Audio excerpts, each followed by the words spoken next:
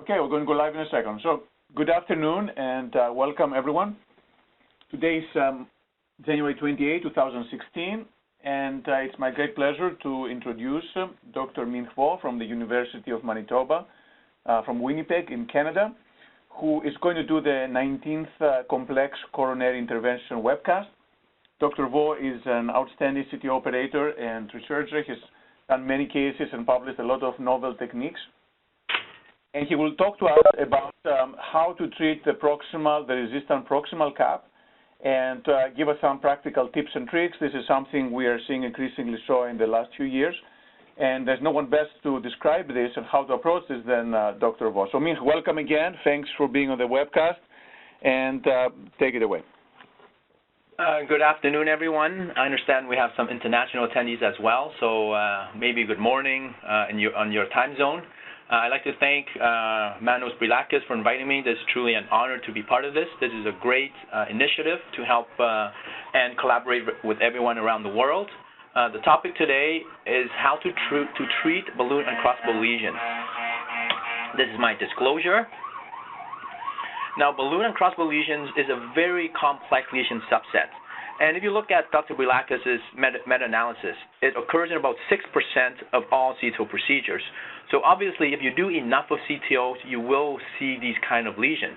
And they're so complex that if you are unprepared and when you encounter these lesions, you may feel overwhelming and at times insurmountable. So today we will give you very practical tips on how to treat these lesions successfully and in a very efficient time.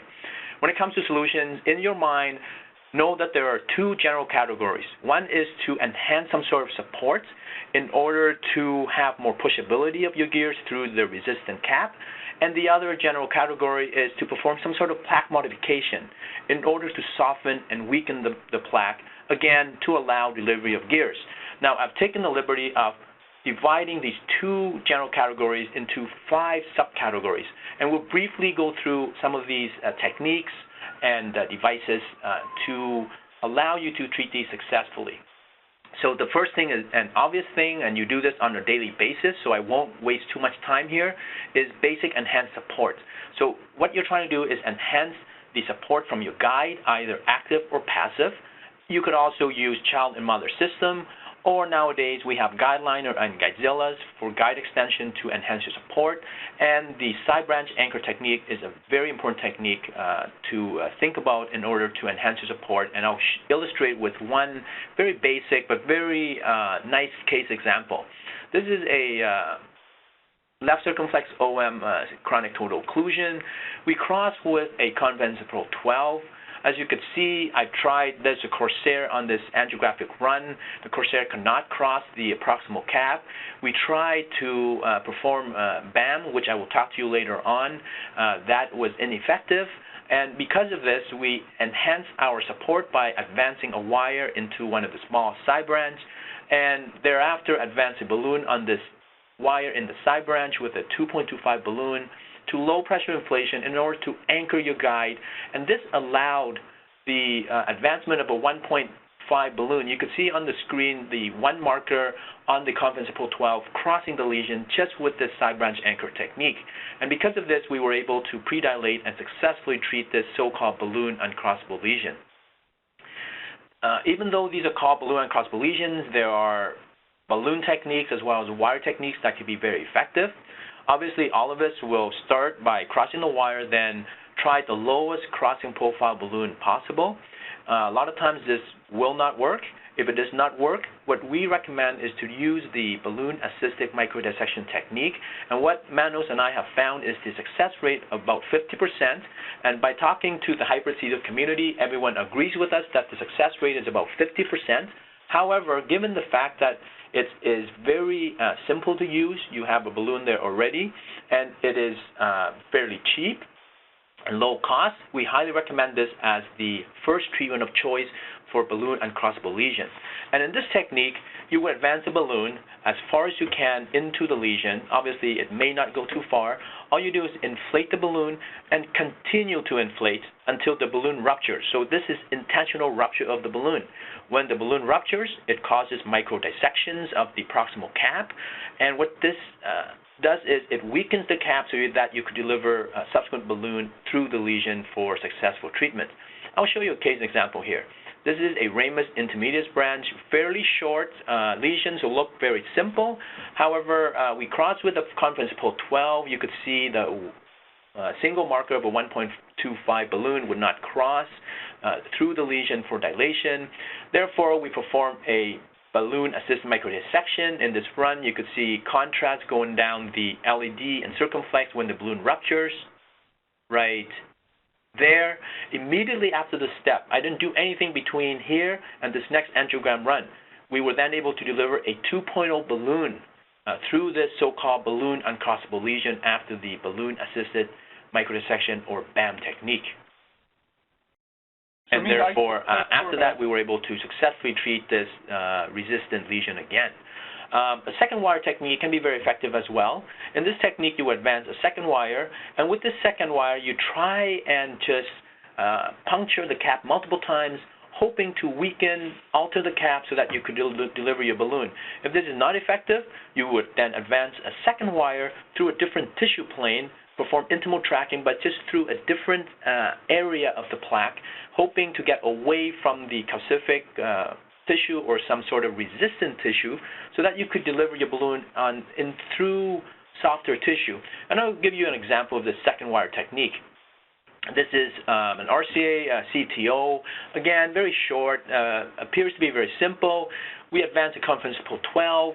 You could see we have now a guide liner to enhance our support, which I previously mentioned, but the Corsair would not cross. In this picture, it's a balloon-assisted microdissection. You could see that the balloon rupture, and you could see contrast going into one of the branches. Even with that, we were unable to advance any gears past this resistant location. Because of that, we advanced a second conference pole 12. You could see that it is completely in a different tissue plane within the vessel architecture. And by having the second wire in a different tissue plane, we easily advanced the Corsair on the second wire because it traversed some tissue that is not as resistant as the first wire. And because we were able to advance our gears, we were then able to subsequently advance the Crossboss to the reentry zone and deliver a Stingray for successful stick and swap for dissection reentry for successful treatment, again, of this very resistant lesion using a second wire to find a different tissue plane. Other wire and balloon techniques include the wire cutting technique and the seesaw balloon wire cutting technique. The wire cutting technique is, again, a second wire is passed through the lesion, and on the second wire you would advance a balloon, inflate the balloon, and during balloon inflation, you would pull back on your first wire, hoping to cut the plaque, again, some sort of plaque modification to weaken the plaque, and that's the wire cutting technique. The seesaw balloon wire cutting technique is similar to the wire cutting technique, except that you have another balloon on the black wire, so two balloons, one on each wire, and in seesaw fashion, you would perform the wire cutting technique. Obviously, we all know about the use of microcatheters. If balloons do not cross, you could contemplate using Corsair that may cross, even though your smallest balloon may not cross. The Turnpike, relatively new microcatheters, can be very effective, such as the Gold and the Spiral can be used for resistant lesion, tough lesion. Tornus has been designed to put a dent into the lesion to weaken the cap. Other microcatheters you can consider for these type of lesion as well. And I'll illustrate an example of the use of Tornus here. Again, an RCA CTO appears to be very simple, very short. We cross with the conference of Pro 12 once again, but no balloons would cross for predilation. We performed the BAM as the initial treatment of choice for this. It was unsuccessful. Corsair would not cross.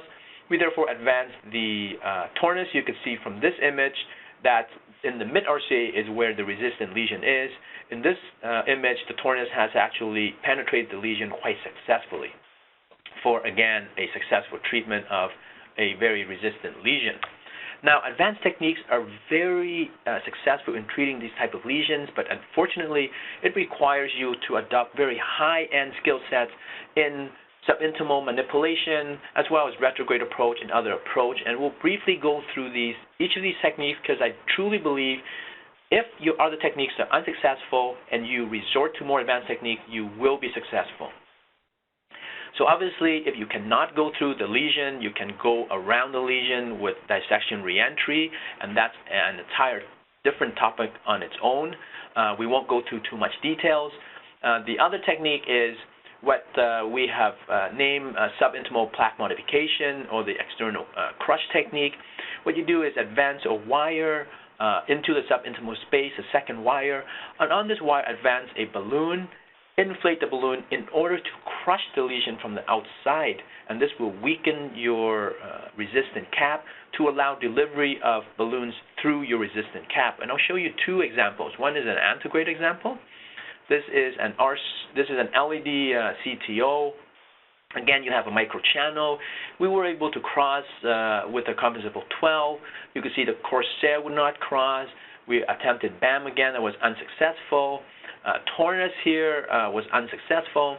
So what we did was we advanced a fielded XT into the subintimal space. We knuckled it into the subintimal space, advanced a 1.5 balloon on this subintimal wire, the fielded XT subintimal wire, inflate the balloon to crush the plaque from the outside, and thereafter you could see now we were able to deliver a 1.5 balloon on the intimal wire, the compensable 12 wire that's in the true lumen. And after that, we were able to continue to predilate and treat this very calcific LED lesion. You can also do subintimal plaque modification retrograde technique as well. Again, RCA CTO. We cross easily with a wire, but unfortunately, all of the techniques I've mentioned to you, including BAM and Corsair, would not cross. Therefore, we went retrograde. This is subtosurfing to get access to the distal RCA from the LED. We then perform a retrograde wire knuckle. You could see that just with the retrograde knuckle in the subintimal space, that sufficiently altered the plaque enough to allow delivery of an antegrade balloon onto the intimal wire for successful predilation and treatment of this lesion. Subintimal distal anchor is a technique that's been written by Dr. Brilakis' group. In this technique, again, a second wire is advanced into the subintimal space, but instead of putting a balloon next to the lesion, you would continue to advance the balloon distally, inflate the balloon in order to anchor your intimal wire, and this will provide you more push power, more pushability of your gear, so more advanced technique in terms of enhanced support. Move the cap technique is a technique that we have published in CCI, and it's this technique.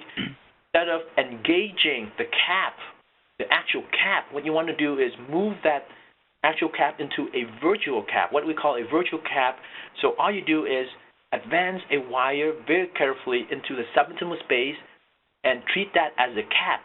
Go into the subintimal space with meticulous manipulation, advance a microcatheter into the subintimal space, maintain your pathway of the vessel architecture with a knuckle technique, and thereafter perform dissection reentry to go around.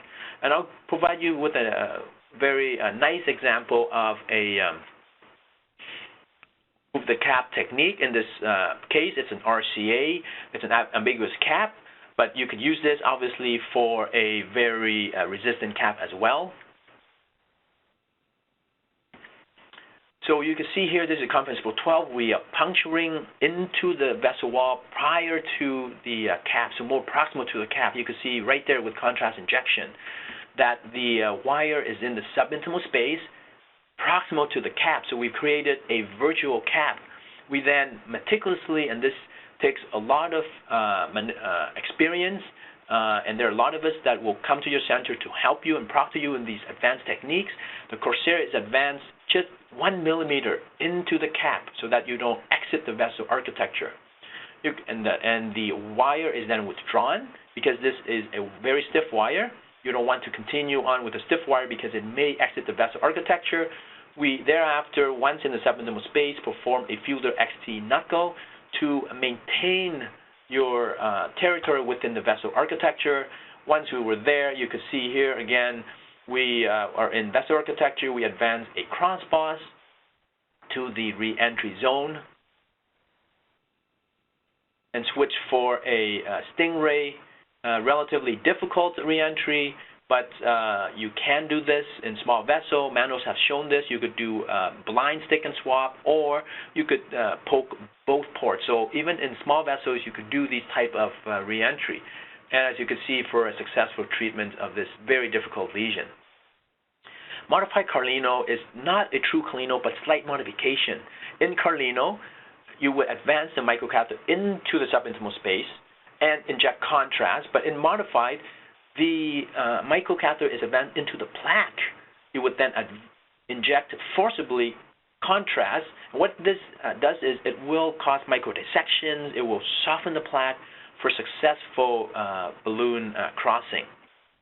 Obviously, if you cannot go through the lesion antegrade style, you could perform retrograde technique. Again, another topic on its own. You could also perform retrograde anchor, where you could advance a balloon retrogradely, inflate to anchor your intimal wire for enhanced support once again. We all know about these devices. Rotablader and laser is now making a comeback. There's now some novel case reports or new case reports of using laser for balloon and crossbow lesions. Hopefully we'll have more publication on laser as we, the community and everyone who's part of this CTO community perform more laser to treat these devices. We'll have more literature, but laser is making a big comeback for these type of cases. So in conclusion, I've shown you many solutions for balloon and crossbow lesions. What you need to do is become familiar with the techniques you are comfortable to adopt, especially when it comes to advanced techniques. As I mentioned, our community will come to your center to help and proctor for these techniques. What you need to do is have an organized approach and have a systematic approach in order to be successful in treating these very complex lesions. Thank you, everyone, for your attention this afternoon.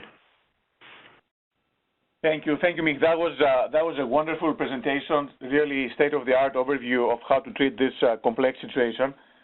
I think a couple of questions. Bas will be sending some questions through the WebEx online. The first actually statement is that we just have a paper coming out from Progress CTO, and the rate seems to be a little higher now. It's about 10%. So I think now with more prospective collection, I think more undergrad success, we may be seeing a little more of this balloon uncrossable lesion. And I don't know if you've noticed that, but many people think that with the use of the Gaia wires and the more likelihood to cross undergrade, we're seeing this more and more now because we don't do dissection as much because the wires are so good. I don't know if you've noticed that wiring undergrade makes it more likely to get into this problem than going dissection, reentry, or retrograde. Yes, I agree with that. I do believe that your data from the Progress CTO that balloon and crossbow lesions are higher than 6% as the first publication, but the second one obviously 10%, which I truly believe. The reason is, as you and I and other proctors have gone around the world, we've seen a lot of Gaia wire use. I've seen a lot of that. More people are doing more antegrade. If you look at overall registry, antegrade is 75% of all procedures. And a lot of that is now trying to wire true lumen to true lumen or intimal tracking. And when you do that, you will hit more resistant lesions, definitely. Because if you go subintimal dissection reentry, there really is not a lot of resistant tissue in the subintima. Usually it's very soft, very easy to cross, and the issue of reentry is a different point. But if you go through the lesion itself, through the intimal tracking, definitely I've seen more resistant lesion because you are going through true calcific resistant lesion. That is the pathology of the CTO. Where in the subintimal, there's no such pathology. Perfect. And then another question, and that's evolving as well, but there is now a device here called the Threader. It's a Boston Scientific device that has, it's like a combination microcatheter and balloon. And we actually had pretty good success so far, so now it's becoming kind of our first line approach for this. If the balloon doesn't go, before even doing granuloplasty, we'll sometimes try the Threader, and we had fairly good luck with that. I don't know if you have any experience with that or any thoughts. We don't have the threader in Canada just yet, but I've heard of both positive and negative of the threader. I'll be honest with you. I've heard of I think Khaldun really hates it. You yourself like it. I think this area of balloon and crossbow lesion, CTOs, different microcatheter turnpikes, the threader and so forth. I think we really need a collaboration again. As you mentioned, among the group, just to understand these better. We still don't have a true understanding. So just to answer your question, with the lack of data and just from different people's experience, I'm truly neutral on the threader right now. Sure, absolutely. Now, on the one of the questions that came is, what about the risk of rupture? And obviously, you published a paper on BAM, on balloon-assisted microdissection or granuloplasty. But I think still in many people's mind, and that was the questions that came, they're concerned about rupturing the vessel and causing a perforation by doing this BAM technique. Any thoughts on that? Right. So if you look at our data, we did not have any risk of rupture. What we've had was one of my case was air embolism, which was fairly benign, but obviously air embolism could cause dysrhythmia. The reason why you're not seeing perforation is you are not using a 3.0 balloon. You are only using 1.25 or 1.5 balloon to inflate, and a lot of these vessels is way larger than a 1.5 balloon. And because the balloon is undersized, with the pressure from the balloon rupturing, it's not enough to rupture the vessel. Because the vessel, if you actually have held or touched a vessel in pathology class, the vessel is very resistant, especially adventitia. Those are very hard to perforate. And if you look at the data again for reverse card and so forth, we use 3.0 balloon in suboptimal space all the time. Obviously, we don't rupture it, but we use it in a lot. And perforation rate is extremely low. From our overall now, just to answer the question, going back to the question is, we did not see any risk of perforation, and I don't think that will be a risk at all for BAM. It will be other things like worsening dissection distally, yes, air embolism, yes, balloon getting trapped on the wire, but not perforation. So these are very benign risk for BAM technique. And what is the largest balloon size you would use for doing BAM? 1.5 or even 2.0 sometimes, or just 1.5 is the largest?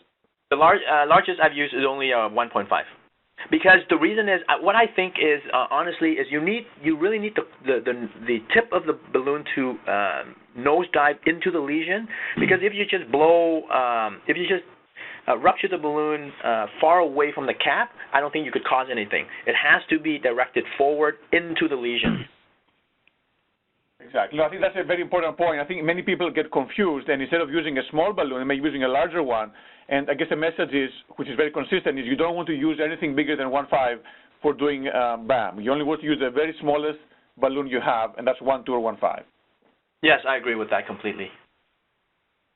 So another question that came is that people are doing radials and CTOs and complex interventions. They're having increasingly this problem of crossing the lesion because of support issues.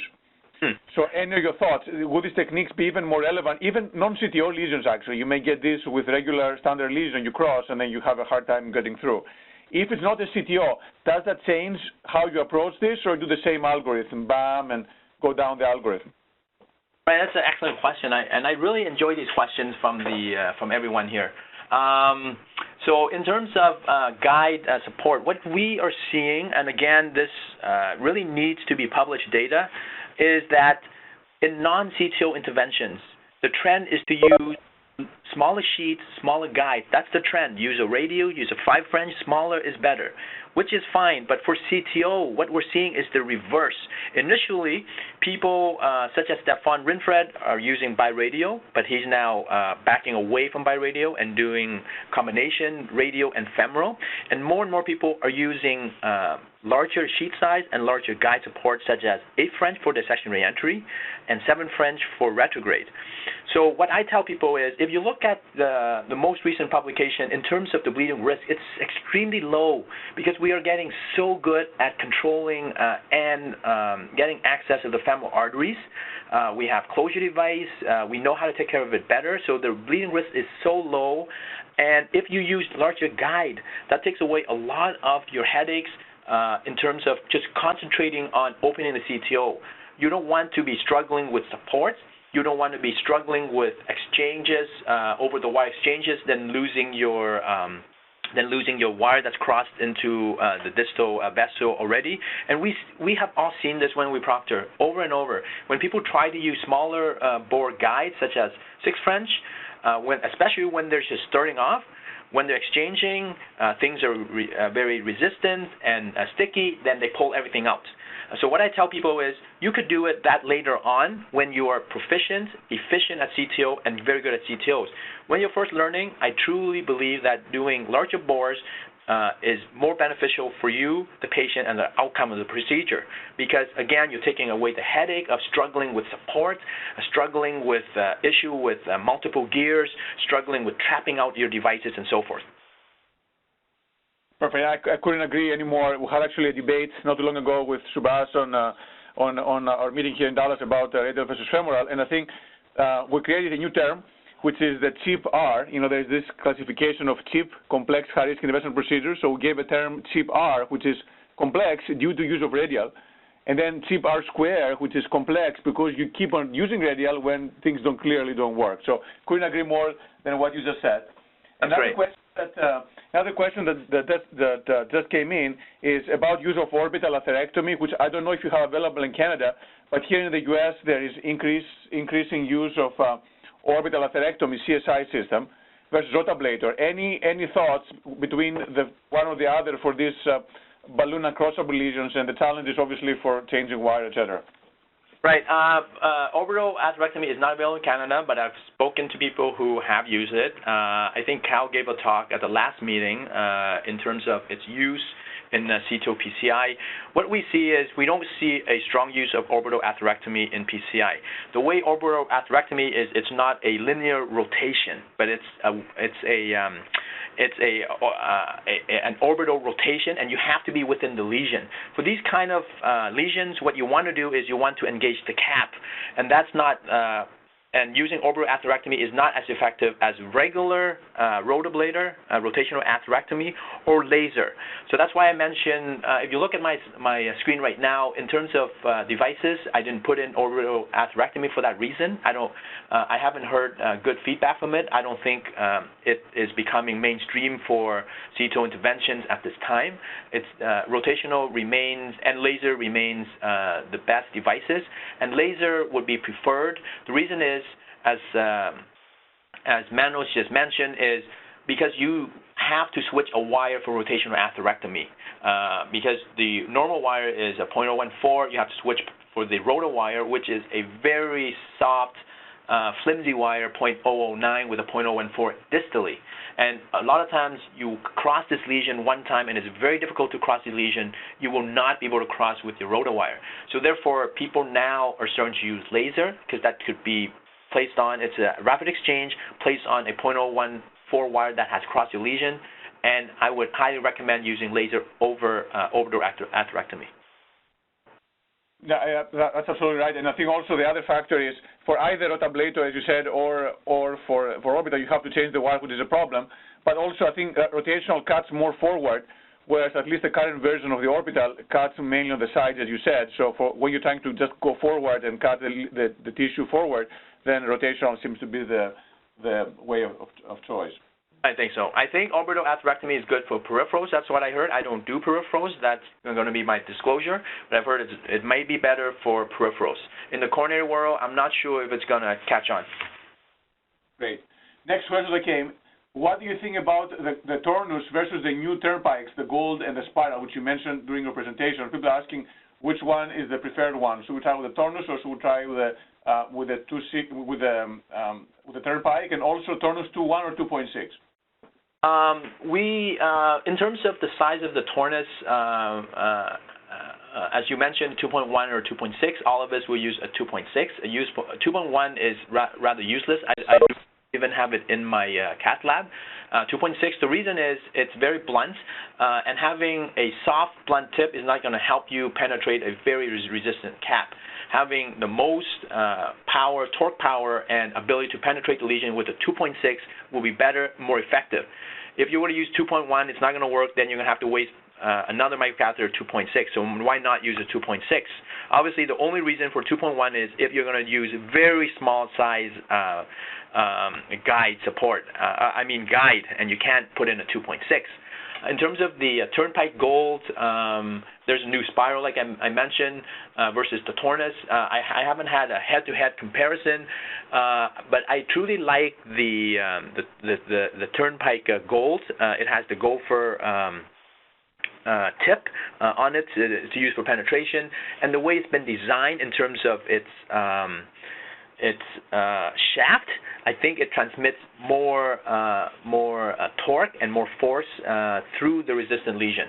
But again, I can't go live on the web and say one is better than the other, having no data. But from personal preference, this is my personal preference, would be Turnpike Gold over the Tornus. Even though I've shown you one successful case of Tornus, I'm pretty certain that most of us have not had very high success rate with the Tornus. So I would definitely go for the Turnpike Gold if I had to pick one over the other. Perfect. And then versus the spiral, there's also the spiral. Any thoughts of gold versus spiral? I know they're doing similar things, but I guess the gold is designed a little more for the uncrossable lesion. Yeah, the gold has that gopher distal tip, whereas the spiral has a tip similar to Corsair, just like the Turnpike regular, just that soft tip. But the spiral on the outside has wires that's wrapped so that it could pull itself through the lesion. So it's not good for at the tip. And what you want is something very strong at the tip to transmit torque and power in order to penetrate through the resistant cap, which is not in the design of the Turnpike spiral. Sure, absolutely. That's very useful.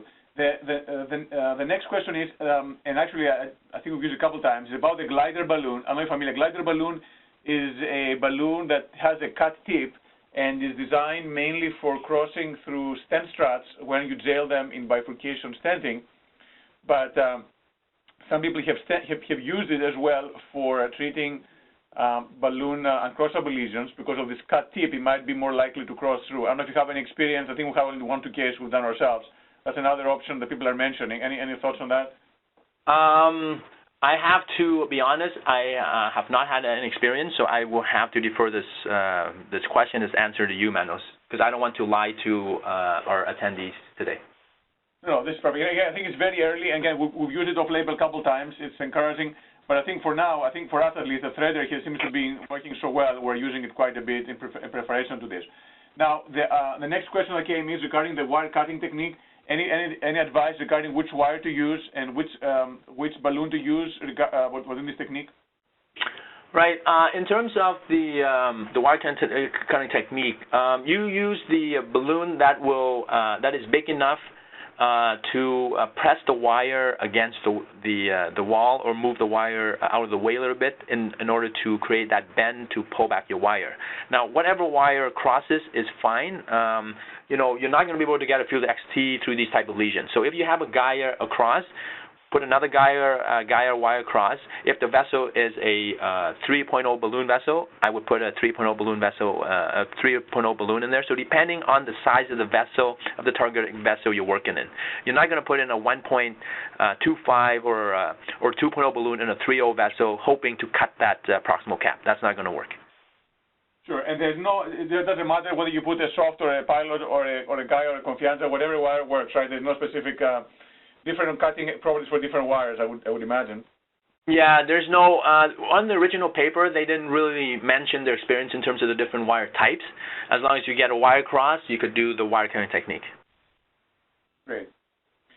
So next question that comes is regarding the relative sequence. So the question is, you start with the balloon microdissection. When do you decide whether you go guide liner, when you go anchor balloon versus do laser?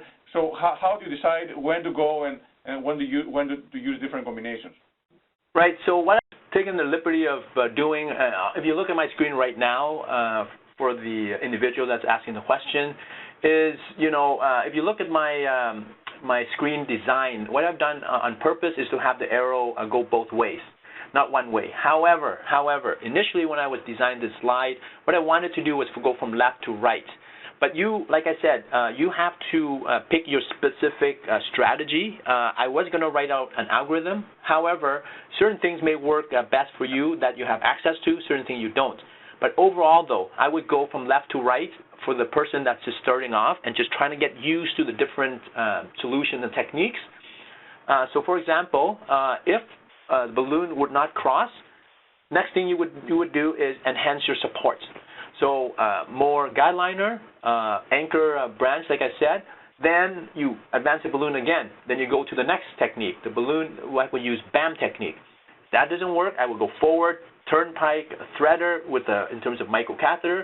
That doesn't work, I would go to more advanced techniques.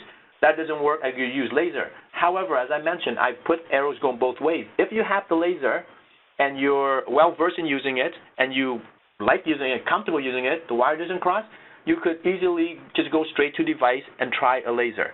So there's no algorithm that I know of that will successfully go from one to the other, and that's the only law of the land. This is, hodgepodge of techniques that you need to organize in your own lab. And again, as per hybrid algorithm, we do not want to be dogmatic. Whatever you feel comfortable in adopting and doing right away, and you think it's efficient for your lab to do, then go ahead and do. But like I said, as a guideline, I would go from left to right because it saves money. In Canada, we try to be financially sensitive to the system. So, left to right is very cheap. Laser is very expensive. So I try to put those techniques at the back end for us. Perfect. Very, very useful. And then when you end up using laser, which catheter do you use and what settings do you typically use for this balloon uncrossable lesions? I will have to defer that to you because I don't have a lot of experience. I've used it only twice right now. Our center do not have it. I only use it at proctor sites. Okay. Well, I mean, I think everyone is different, but we have the laser, and typically we use the 0.9, but not the coronary. I think the problem with the laser is the coronary catheters. They're designed to stop functioning after 5 to 10 seconds, I guess, to allow perfusion of the coronary, which for these lesions can be a problem because you may not do any progress within 5-10 seconds. So typically we use the 0.9 turbo peripheral, and then we usually do long runs. We don't inject saline, and sometimes, very rarely, we may inject contrast, which can, is increase get like micro explosions in the vessel. But that's very, very small amounts and very controlled. And there is actually this technique.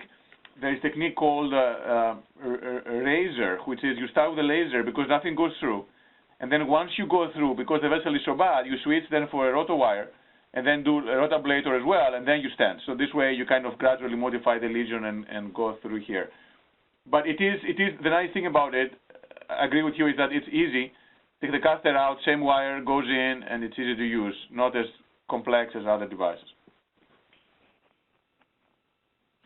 Perfect. Well, again, that was, I think, a great discussion, and I think, I think very informative for people who do this either in the CTO setting or in any other setting.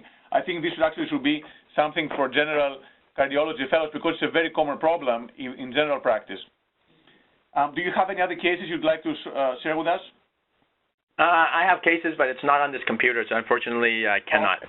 I just want to thank Manos for having this session again, and thank all of you for attending the questions. It's very interactive, and I truly had a good experience with this. It's wonderful. Also, before we end, I would like to thank our organizer, who is the Dallas VA Research Corporation, as well as the sponsors, which is Abbott Vascular, as well as Terumo. So, and thank you all for attending today. We're going to post this online, and we'll send you the link. Thanks for attending. Again, thanks, Minh. That was a wonderful webcast. Thank you so much. Thank you, Manos. Talk to you soon. Thank you. Bye.